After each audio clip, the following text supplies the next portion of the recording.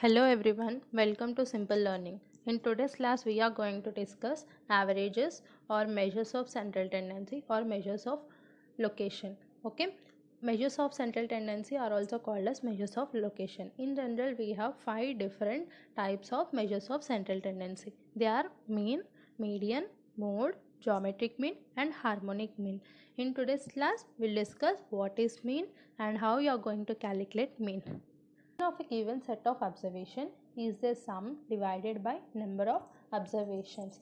It is nothing but ఇక్కడ ఏమి ఇచ్చారంటే mean of a given set of observations అన్నారు. Suppose if I'm taking set of observations, ఇక్కడ observations ఇచ్చారు కాబట్టి నేను ఎక్స్ అనే వేరియబుల్ తీసుకున్నాను. ఇక్కడ x is my variable and I'm going to take observations in terms of my x variable.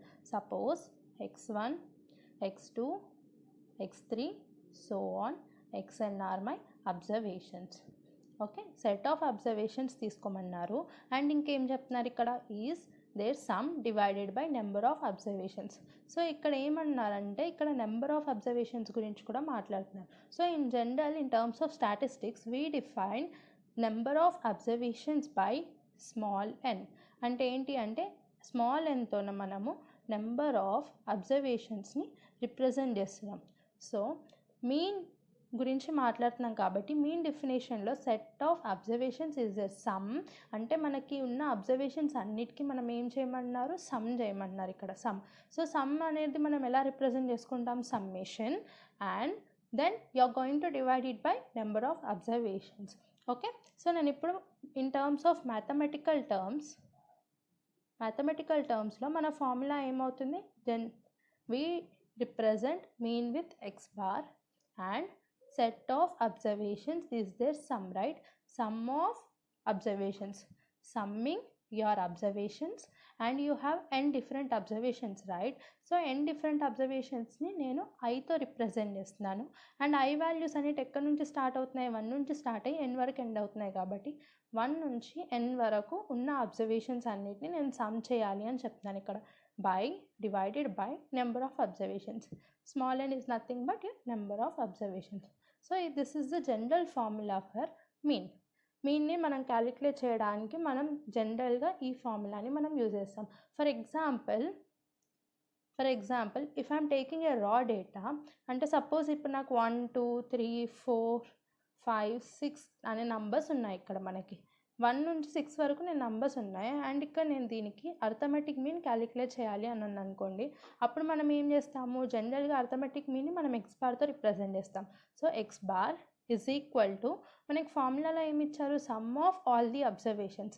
ఇక్కడ ఏమేమంటారు observations అంటే 1 2 3 4 5 6 అనేటివి observations.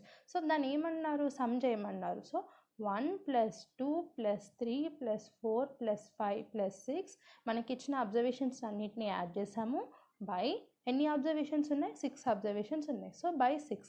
Now I'm going to add all these numerator values and then dividing by 6 to get 21 by 6. The decimal value will be equal to 3.5. Now suppose frequency distributions are given. అంటే suppose మనకు ఒకవేళ క్వశ్చన్లో frequencies ఇచ్చారనుకోండి, అప్పుడు మనం మెయిన్ని ఎలా calculate చేయాలనేది ఇప్పుడు మనం డిస్కస్ చేద్దాం. So before going to the problem నేను ఫస్ట్ మీకు ఫార్మాట్ చూపిస్తాను ఎలా ఉంటుంది, అంటే మనకి క్వశ్చన్లో ఎలా అడుగుతారు, ఏ టైప్స్ ఆఫ్ ఫ్రీక్వెన్సీ అంటే ఎన్ని టైప్స్ ఉన్నాయి మనకి అనేది మనం చూద్దాం. ఇప్పుడు ఫస్ట్ మనకి xi's అండ్ fi's, ఇది ఫస్ట్ ఫార్మాట్. మనకి xi's are nothing but observations. మనకి ఇచ్చిన డేటా రా డేటాలో ఉన్న అబ్జర్వేషన్స్ని మనం ఇక్కడ రిప్రజెంట్ చేస్తాం. Frequencies are nothing but how many times and observation is getting repeated అనేది మనం ఫ్రీక్వెన్సీస్.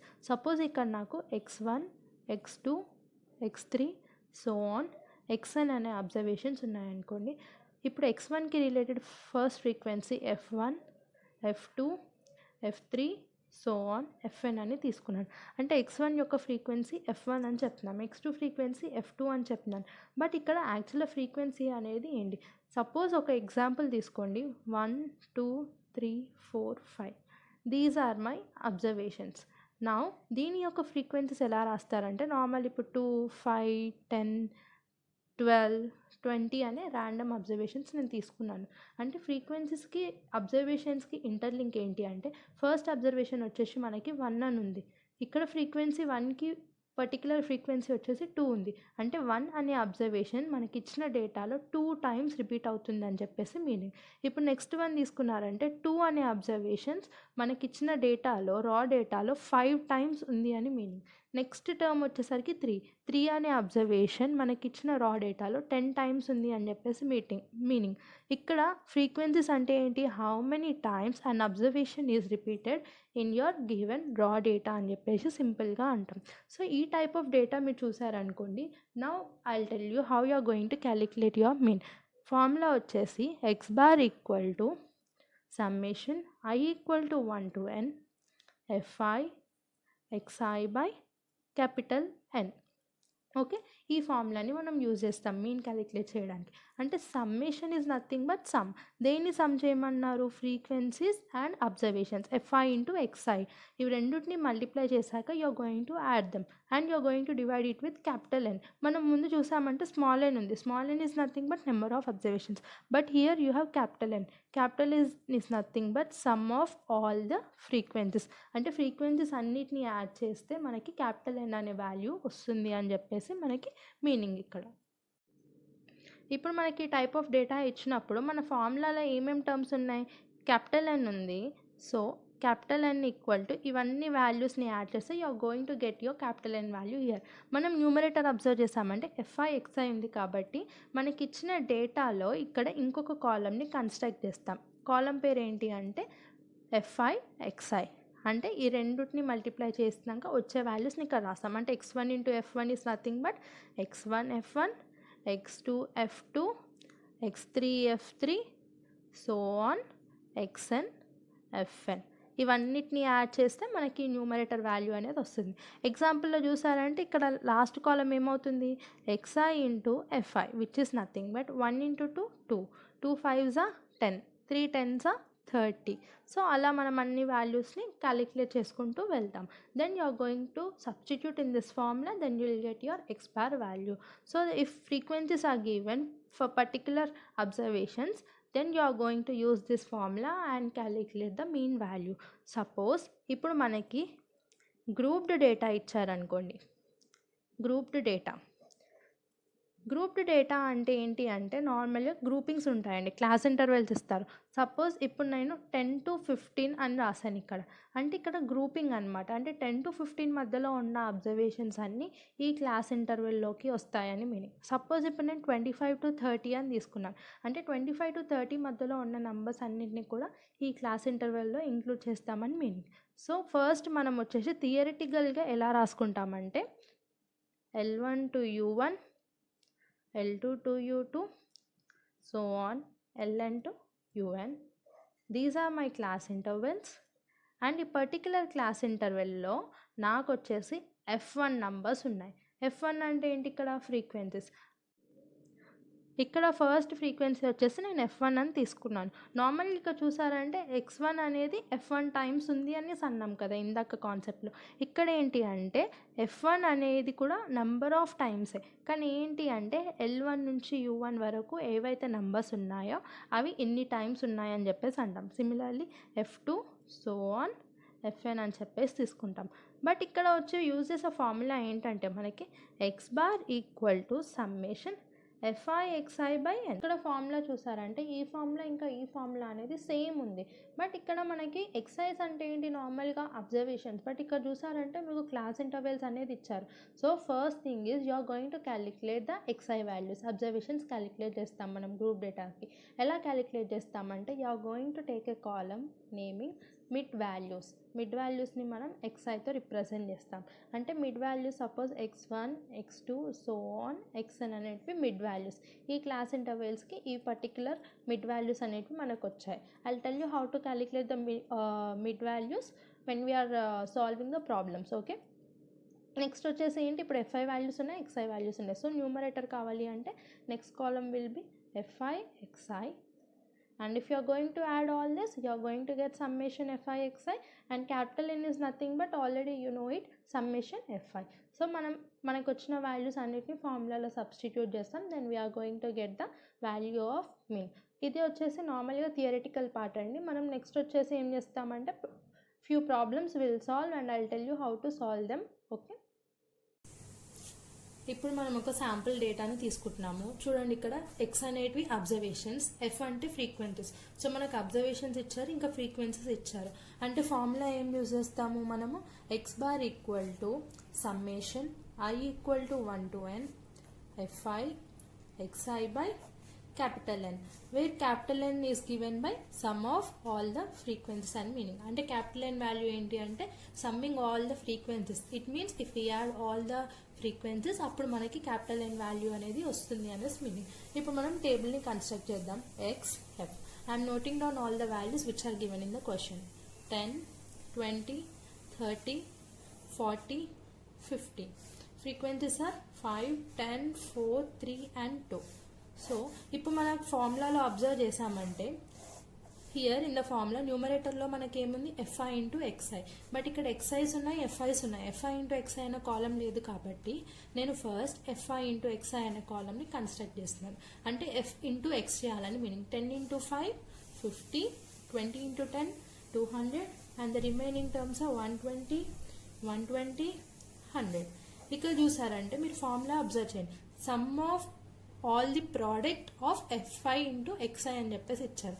అంటే ప్రోడక్ట్ చేసాము, ప్రోడక్ట్ చేసాక ఏం చేయమన్నారు, ఇక్కడ సమ్ చేయమన్నారు. So I'm going to add all this, you will get 590.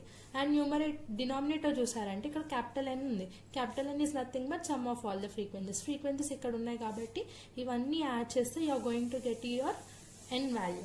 fi ఏమవుతుంది 24. if you add all this you are going to get 24. now I'll substitute in the formula. చూడండి, summation fi xi value మనకి ఎంత వచ్చింది, ఇక్కడ 590 by capital N. Capital N value 24 వచ్చింది. If you solve this you will get 24.58. So మన X bar value ఎంత అని అంటే 24.58 అనేసి చెప్తాం. ఇక్కడ calculate sample problem related to case 2. అంటే గ్రూప్డ్ డేటా ఇస్తే మనం మీన్ అనేది ఎలా క్యాలిక్యులేట్ చేస్తామనేది ఇప్పుడు చూద్దాం. నా first I construct a table. మన టేబుల్లో ఉన్న వాల్యూస్ని నోట్ చేసుకుంటున్నాను. మార్క్స్ చూసారంటే క్లాస్ ఇంటర్వెల్స్ ఇచ్చారు మనకి, class intervals. Next one is frequency which is represented as fi. now all the values which are given in the question, 10 to 20, 20 to 30, 30 to 40, 40 to 50, 50 to 60, and the given frequencies are 5, 8, 25, 22 and 10. okay, general formula for mean is x bar equal to summation fi xi by capital N. okay, capital N is nothing but sum of all the frequencies. Numerator కావాలి అంటే నేను next కాలం వచ్చేసి f i xi అనేది జనరల్గా construct చేస్తాం మనం. కానీ మనకి ఇక్కడ ఎక్స్ఐ వాల్యూస్ అనేది క్వశ్చన్లో ఇవ్వలేదు. But instead of giving the observations we have class intervals. So మనం ఫస్ట్ ఏం చేస్తాము, ఎఫ్ఐ ఎక్స్ఐ కన్నా ముందు మనం ఫస్ట్ ఎక్స్ఐ వాల్యూస్ అనేది ఫైండ్ చేస్తాం. ఎక్స్ఐస్ ఎలా ఫైండ్ చేస్తామంటే you are going to take the mid values of your class intervals. First values ఏమున్నాయి, 10 to 20 క్లాస్ ఇంటర్వెల్ ఉంది.